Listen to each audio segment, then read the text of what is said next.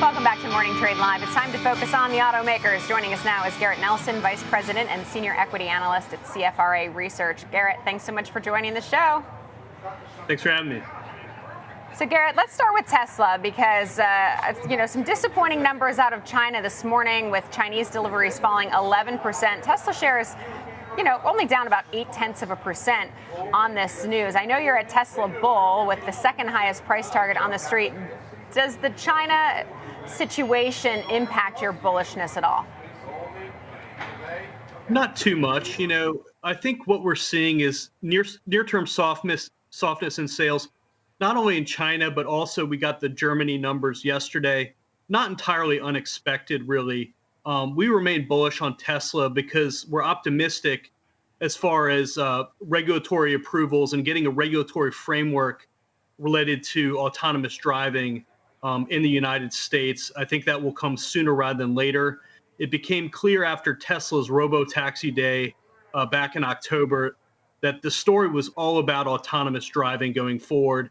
And you look at the value of the company, in our view, it's still trading at a fraction of the market opportunity here, which we estimate to be north of $5 trillion if you look at the global autonomous driving opportunity. So we're buyers on this dip that we've seen in the stock this week.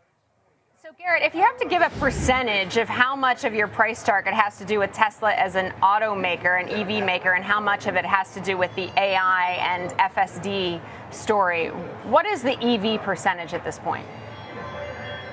Well, we think the EV part of it is really priced in. I mean, that's been the story the first half of this decade. You look the past 5 years, the story was all about EV growth.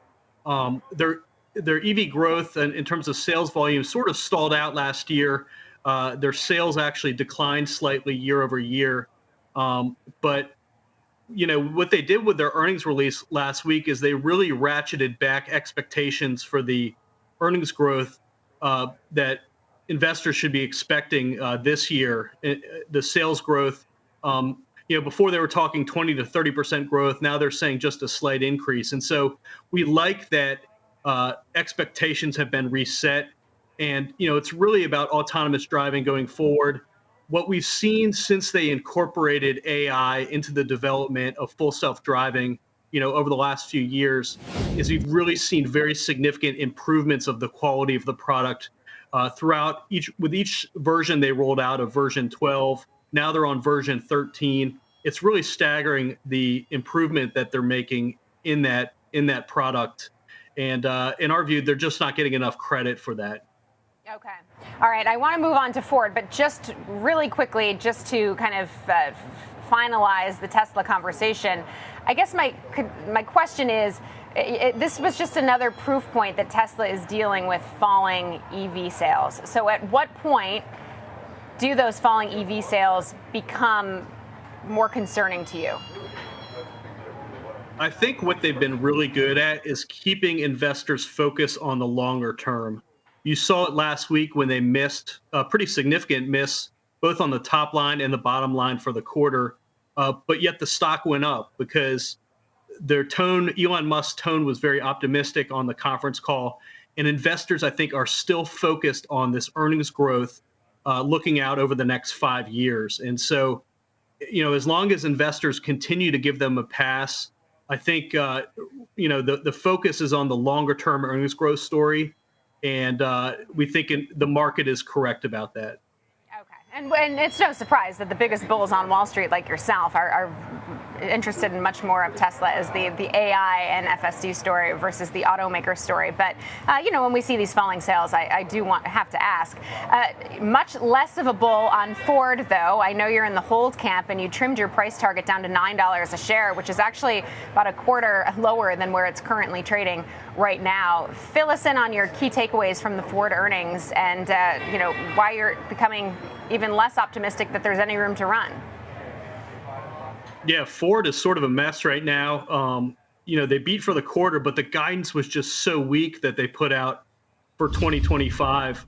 They're just, Ford is so levered to the domestic truck and SUV market. And what we've seen is really a pullback in spending on the really big ticket trucks that the F series trucks that they make, and it really accounts for the bulk of their profits. So what I can say is there's an inventory glut in the United States. You look at the end of December, um, new vehicle inventories in terms of days supply across the market was at 75 days.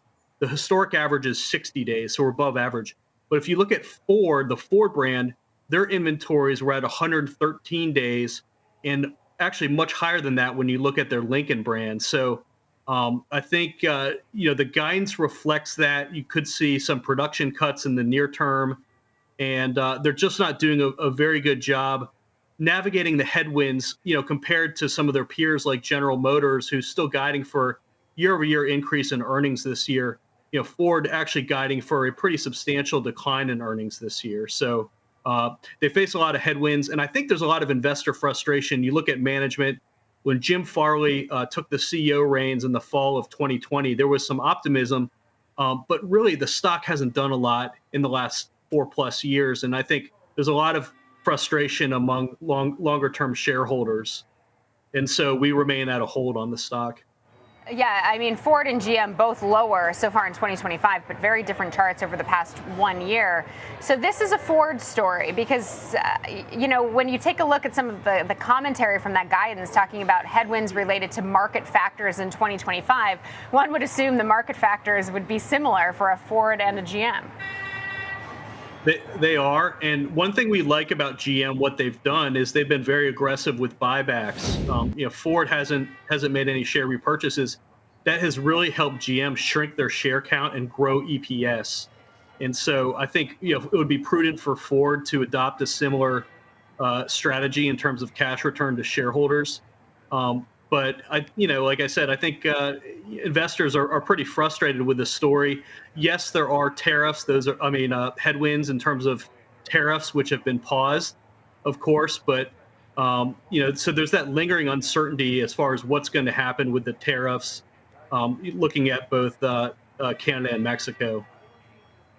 Yeah, how should investors be thinking about those tariffs? Because I think it was Jim Farley that said, manageable if they're short term, but they'd have a huge impact if they're protracted. And those aren't even really incorporated into the market factors impacting the 2025 guidance, right? So how should investors be thinking about that tariff uncertainty when it comes to automakers like Ford and GM? I just think investors need to be really cautious in the near term, and that's why we're at a hold on both GM and Ford. Ford actually has less exposure to the tariffs than General Motors, who still has a significant percentage of their production in Mexico, but they both source a lot of parts from Mexico and Canada. So I just think investors need to be cautious here and really stay tuned as far as what's going to happen when the 1 month pause is up. Okay. All right. Garrett Nelson, Vice President and Senior Equity Analyst at CFRA Research. Always appreciate your insights. Thanks so much. Thank you.